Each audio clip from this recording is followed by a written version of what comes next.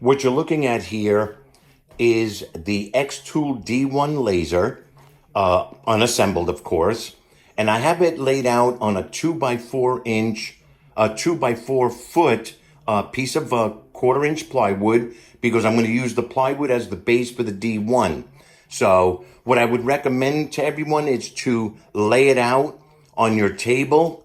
All right, and you can see here all the framing. Right here is 8 risers, which, raise the height of the Xtool D1 laser, especially if you're doing something that's big, like a skateboard, or you're using the rotary. The only thing I don't recommend is using these glasses. When you're dealing with a blue light laser, the orange color is actually the correct color to use with this laser when you're laser engraving or cutting. I mean, these will work. All right, I just don't recommend them.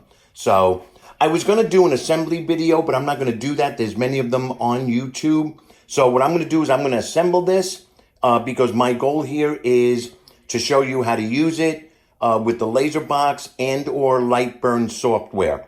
So I'll see you guys soon. Okay, at this point, I have basically joined the frame of the D1, and it's not even screwed in yet, but wanted to make sure everything fit nice and neat. I do have to say that this is very, very well constructed, and I am excited about getting this put together. But so far, so good. Now, just a note here.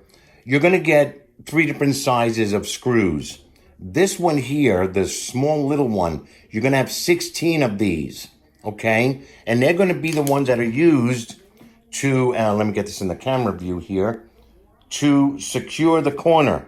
You'll see one on the top, and then you'll have 3 on each corner in the back or the side, whatever you want to call it.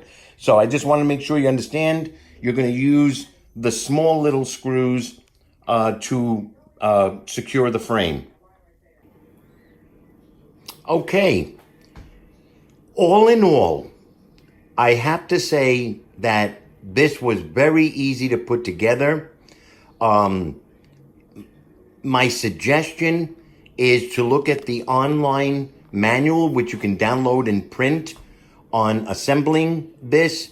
The directions from the manufacturer are very detailed and explicit, and I was very impressed with that fact, because usually when we deal with, companies from overseas and their manuals, they leave a lot to be desired. So, but all in all, the machine took exactly 32 minutes to put together. I probably could have done it a little bit faster, but I took my time.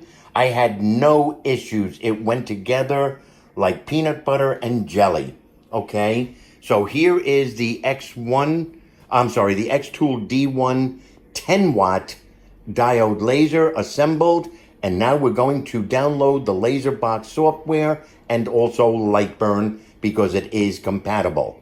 All right, you can download it onto Windows or Mac, and I look forward to doing some engravings and cuttings and showing you guys what this machine can and cannot do. All right, have a great day, and I'll see you soon.